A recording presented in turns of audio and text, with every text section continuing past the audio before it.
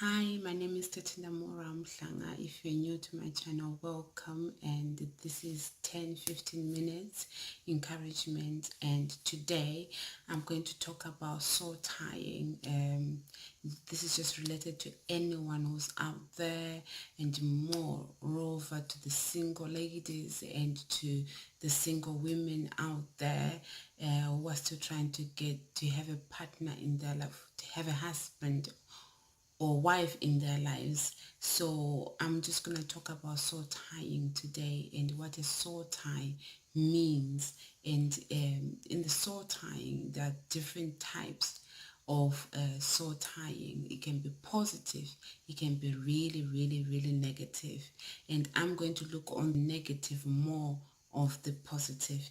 On the negative, I'm going to look at the single people out there that when you have bad soul tie, you are welcoming a lot of things into your life. You end up having these spiritual husbands, spiritual, or accumulating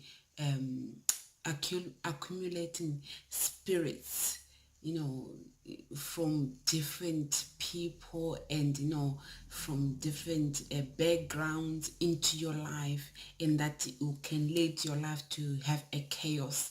And just an advice, that an encouragement out there, guys, that to live your life right and to follow Christ.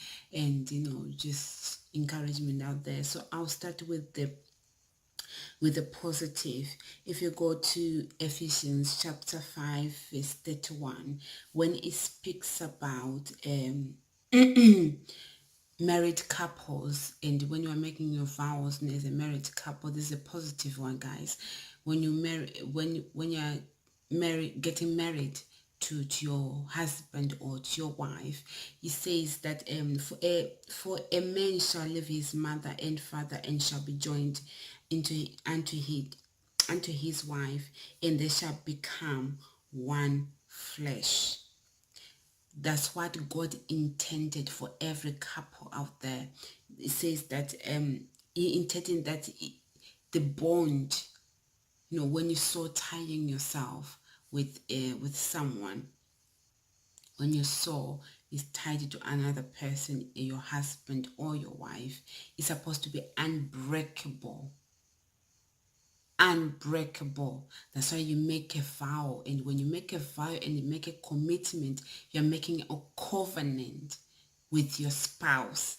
That means that you're so tying yourself, in that that so tying by God is not supposed to be breakable. It's like a magnet to your spouse. That's one of the positive out there of the soul tying. And then there's negative part of the soul tying, right? I'll just pull up one verse as well.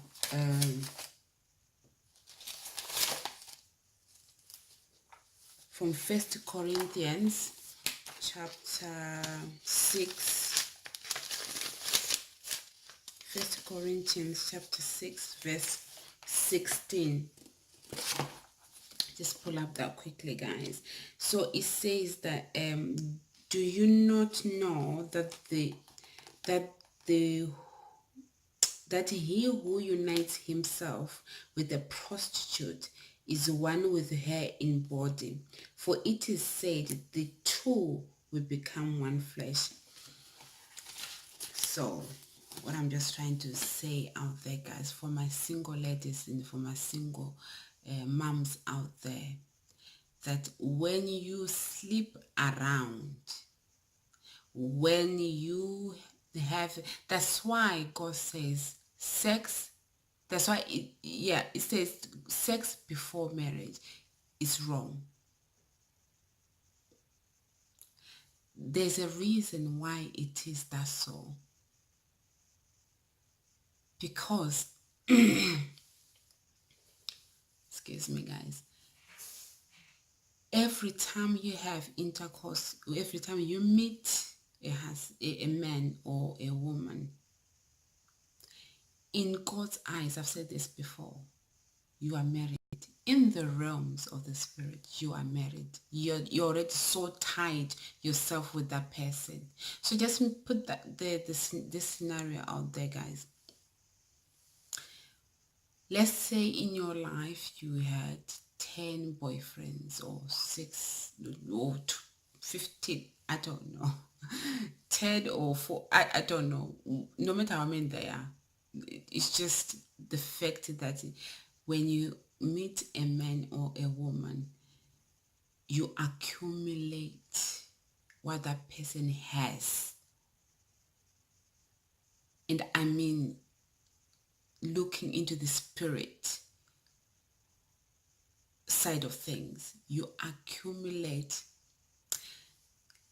I need to make this revelation outright. When a husband and a wife, when they vow that they become one flesh, and when they meet, they become one flesh, right? They are one. So which means whatever that he has spiritually going on and what I have spiritual going on, we are all sharing that part of life. So when you sleep with so many people around, you are accumulating so many things with you. You are accumulating whatever that person has for you. You might wonder why it's taking you so long, or why you're not getting married. Some in the realm of the spirit, God sees you as a married person already, although you might not be married physically. Because when you meet with another person in the realm of the spirit, you are husband and wife. You are one flesh. So you wonder why you're praying and you can't get your answers. You need to make sure that, is there anything that you haven't broken yet, or you haven't asked God to help you? This is my another 10-minute video, guys, that I'm going to talk about how to break soul ties. And what is a soul tie anyway? I didn't even explain that. A soul tie is when somebody meets, when your soul is connected to someone in the realm of the spirit. That's a soul tie. So to the negative side of the story is just saying that, my ladies out there, when you're waiting for a husband, don't get married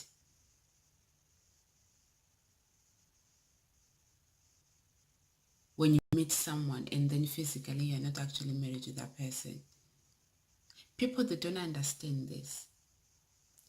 Like I gave this is very, very powerful, guys. If you meet someone, like I said, that person, even if they had spirit of poverty, if they had polygamous spirits, if they had generational curses and all that bothers them, automatically they are yours as well. Automatically it's yours as well. So what I'm trying to say is, when you sleep around, let's say you have 10 boyfriends, in your lifetime until you go married, you wonder why you can't have peace in your marriage. You wonder why, you've got so many things, tailing you on your behind, because you've been accumulating people's problems and people's demons with you. And when you meet that person, you meet, and you're just going to to accumulate that person's things as well. And that it just means that you've got a lot of baggage with that person, because at the end of the day, you bring so much dirty things into your marriage that you're not supposed to bring. So out there, and guys, it is very important. These things are spiritual, and those things that transfer even to your own children. Very important, guys. What I'll say is, to, as single ladies out there, or single men out there, or those who are waiting to, looking for a partner, close your legs. Stop like to idolize things in your life, because those things, it brings, you're so tying yourself with things that are necessary, with people that you don't even need. And the funny things as well, it's people with different backgrounds, and people, with different, things that they do, it's a whole lot. It's a lot. So what I'm just saying is, guys, just remember that when you so tie yourself, when you're committed to things that you're not supposed to commit yourself, when you're making covenants with things that you're not supposed to make covenants with. Have you ever been, this best so time? Like, I'm talking to the single moms or single ladies out there who've been married before, or who've been in a relationship before. A bad one. No, you find yourself, you really know this person really, he's bad for you, or he abuses you, he doesn't even appreciate you, or he does, it's all sorts, he cheats on you, he go and accumulate other things, and yet he comes back to you. But you can't just find yourself leaving that person, because if you ever wondered why, well, why is that? It takes you a long time. When you come out of like, hey, I've been with this person for so many years, and there was no happiness whatsoever. It was all abuse after abuse, or it was, and yet you could not leave. It's wrong, but you can't leave. That's what I'm saying, guys. Because you are so tied to that person. Because if you ever, like, you be loving that person, but you know that they're not good for you. You know that this is just disaster. You don't even, but yet you can't make a decision. It means you're connected to that person, or whatever spirit that is in that person that you're connected to, that is not, it won't let you leave. That's what I'm talking about, soul ties, guys. It can take you years and years and years until you're out of that situation, because you are so tied that with that person, like you're idolizing that person. So what I'm just trying to say, guys, to encourage you out there, just to don't make vows that when you know that you're going to put yourself in things that you're not supposed to put yourself in, commitments, agreements. You'll be so tying yourself to things, and you accumulate demons with you, and it gets even harder and harder. You won't know. If you ever find out that you have no direction in your life, and you wonder what's happening, and if you ever realize, I'm just talking to single moms out there for this one, when you realize, what have I been doing? And when you're out of it, that's when you can see clearly that, why didn't I leave sooner? What was it that was holding me there? Just an encouragement out there, guys. Be aware. As for single ladies out there, those who are waiting for a husband, close your legs. let God be take, like I said before, let God take control. Let God, be the first in your life. Let God, be in charge, be the totality in your life.